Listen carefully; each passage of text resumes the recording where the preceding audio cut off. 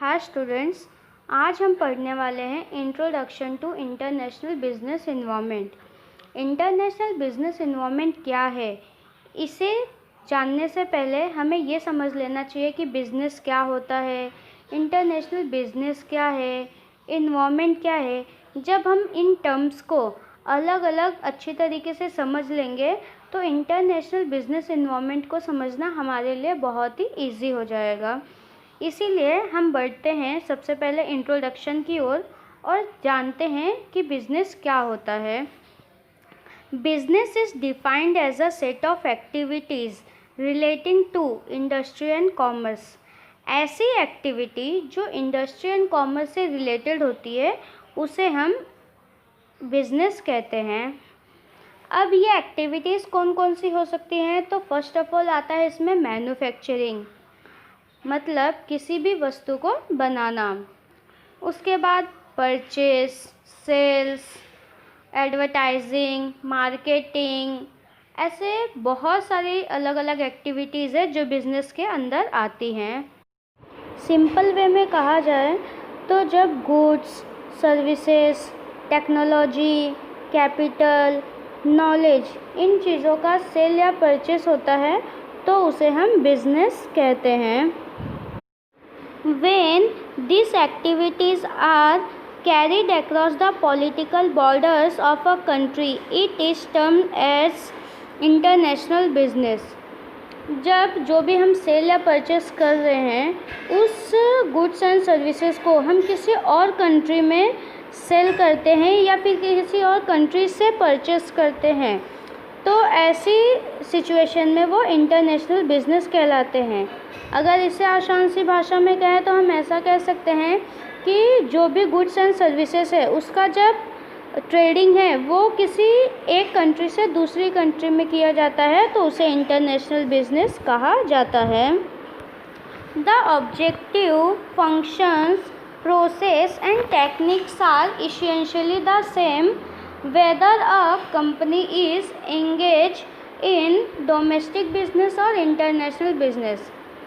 अगर कोई भी बिज़नेस हो, चाहे वो इंटरनेशनल बिज़नेस हो या फिर डोमेस्टिक बिज़नेस हो, वो बिज़नेस का जो उद्देश्य होता है, ऑब्जेक्टिव होता है, प्रोसेस, फंक्शंस, टेक्निक्स, ये सारी चीज़ें क्या होती है, सेम होती है।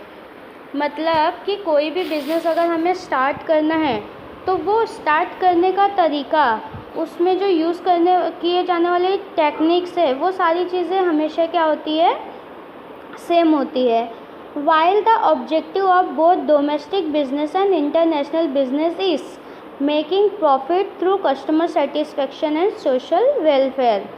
मतलब चाहे कोई भी कंपनी हो या फिर कोई भी बिज़नेस हो, मतलब हम कोई भी नया बिज़नेस स्टार्ट कर रहे हैं, अब चाहे वो इंटरनेशनल बिज़नेस हो या फिर डोमेस्टिक बिज़नेस हो, लेकिन उनका जो मेन उद्देश्य होता है वो लाभ कमाना यानी प्रॉफिट कमाना होता है थ्रू कस्टमर सेटिस्फेक्शन। मतलब जो भी ग्राहक होते हैं उनकी जो ज़रूरतें हैं, उनकी जो नीड्स होती है उसको फुलफ़िल करने के बाद उनको क्या करना रहता है, उनकी जो भी प्रॉफिट है वो कमाना रहता है।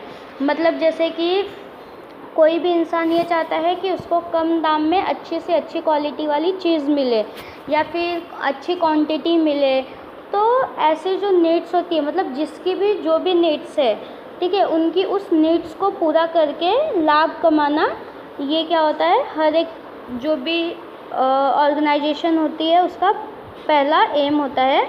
और नेक्स्ट होता है social welfare. What make the later type of business different from the former type is the likely।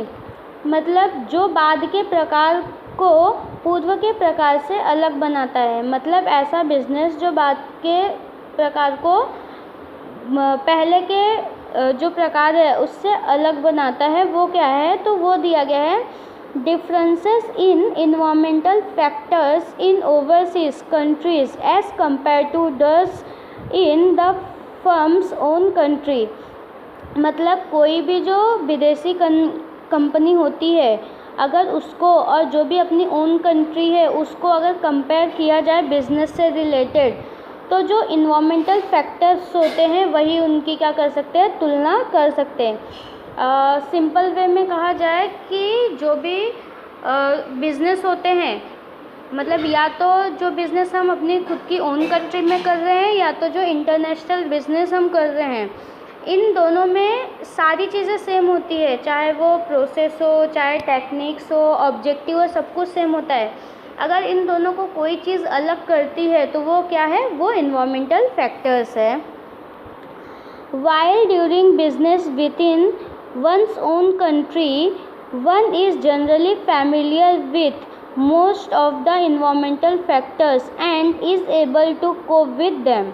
मान लो कि कोई एक ऐसा व्यक्ति है जो अपनी खुद की एक कंट्री में एक बिज़नेस डाल रहा है, तो वो वहाँ के जो भी इन्वायरमेंटल फैक्टर्स होंगे उन सभी चीज़ों से वो क्या होगा, अवेयर होगा, उन सभी चीज़ों को वो अच्छी तरीके से जानता होगा, जिसकी वजह से उसको वहाँ पे स्टैंड करना बहुत ही इजी हो जाएगा। मतलब उसके अपने खुद के बिज़नेस को स्टार्ट करना बहुत ही इजी हो जाएगा और वहाँ के जो भी लोग होंगे, जो भी कॉम्पिटिटर्स होंगे, उनके साथ वो अच्छी तरीके से मुकाबला कर सकता है।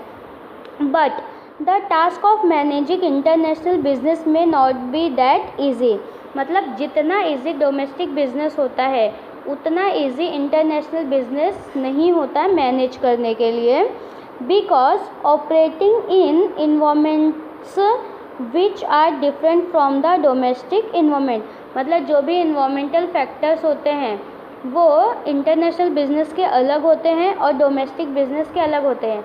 मतलब अगर हमें खुद की कंट्री में कोई भी बिज़नेस स्टार्ट करना है तो हम इजीली स्टार्ट कर सकते हैं, क्योंकि वहाँ के जो भी इन्वायरमेंटल फैक्टर्स है कि मतलब वहाँ का क्लाइमेट कैसा है, वहाँ के लोगों की चॉइस कैसी है, वहाँ का जो रूल्स और रेगुलेशन क्या है, वो सारी चीज़ें हमें पता रहेंगी, इसीलिए हम उसको अच्छे से और इजीली स्टार्ट कर सकते हैं। लेकिन वही चीज़ जब हमें किसी और कंट्री में जाके अपना खुद का बिज़नेस डालना है तो हमें वहाँ के बारे में कुछ भी नहीं पता है कि वहाँ के लोगों की चॉइस कैसी है, वहाँ की जो रूल्स और रेगुलेशन है वो कैसे हैं, वगैरह वगैरह। तो जिसके वजह से वहाँ पर बिज़नेस को स्टार्ट करना डोमेस्टिक बिज़नेस के कंपैरिजन में हार्ड होता है। और उसके लिए हमें calls for extra vigilance and the company has to suitable adopt its strategy for business success। मतलब जो सतर्कता होती है वो सतर्कता हमें इंटरनेशनल बिजनेस में ज़्यादा दिखाना पड़ता है as compare to domestic business. क्योंकि देखो कोई भी बिज़नेस जो होता है उसका उद्देश्य, प्रोसेस, टेक्निक्स भले ही सेम हो, लेकिन हमें अगर बिज़नेस को अच्छी तरीके से स्टैंड करके रखना है, वहाँ पे अपना एक बोलते ना गुडविल तैयार करना है, तो उसके लिए हमें क्या करना पड़ेगा, जो भी स्ट्रेटजी है वो अच्छे से अच्छी स्ट्रेटजी यूज़ करना पड़ेगा। और इन्वायरमेंटल फैक्टर्स अलग अलग होने के कारण हमारी जो स्ट्रेटजी रहेगी वो भी उनके लिए अलग अलग रहेगी। और अगर हमें अपने बिज़नेस को सक्सेसफुल बनाना है तो स्ट्रेटजी ज़्यादा से ज़्यादा अच्छी होनी चाहिए, ताकि हम वहाँ पर अच्छा गुडविल तैयार कर सकें, अपने बिज़नेस को अच्छा सक्सेस दिला सकें।